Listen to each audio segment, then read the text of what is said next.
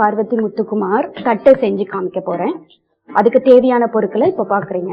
ஊற வைத்த புழுங்கல் அரிசி 2 கப், 1 கப் உளுந்தம் பருப்பு, தேவையான அளவு பொட்டுக்கடலை, தேவையான அளவு தேங்காய், 4 பச்சை மிளகாய், 2 ஸ்பூன் வெண்ணெய், பொரிப்பதற்கு தேவையான அளவு எண்ணெய், கருவேப்பிலை சிறிதளவு, ருசிக்கு ஏற்ப உப்பு.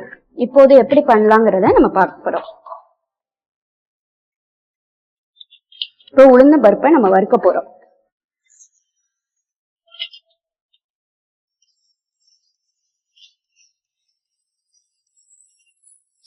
அது வறுத்ததுக்கு அப்புறம் இந்த பொன் நிறமா வரணும். உளுந்தம் பருப்பை வெறும் சட்டியில வறுக்கணும்.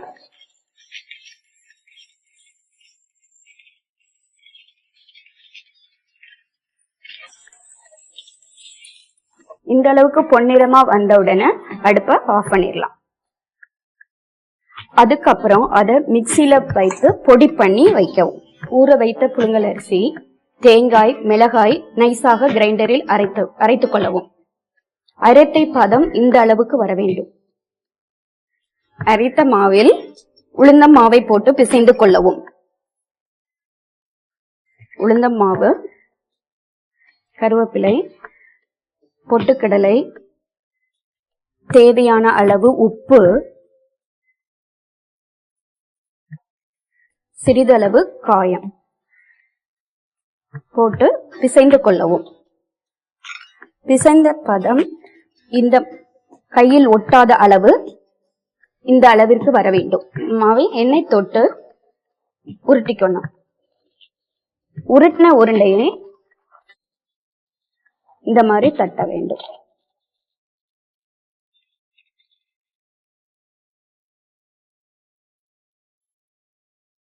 இந்த மாதிரி தட்டிக்கணும். பொரிப்பதற்கு தேவையான அளவு எண்ணெயை கடாயில் ஊற்றவும்.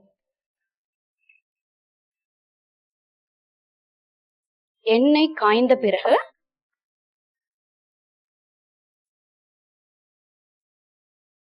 தட்டி வைத்துக் கொண்ட தட்டையை எண்ணெயில் பொரித்து எடுக்க வேண்டும். எண்ணெய் காய்ந்த பிறகு தட்டிய தட்டையை ஒவ்வொன்றாக போட வேண்டும்.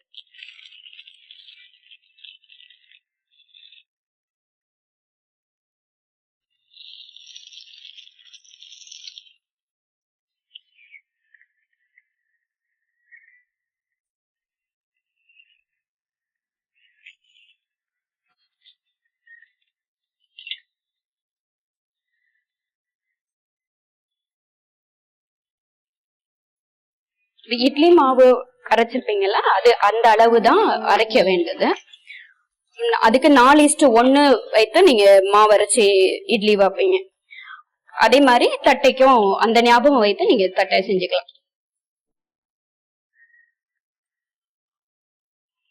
அந்த சவுண்ட் நின்னதுக்கு அப்புறமா தட்டையை எடுக்க வேண்டும்.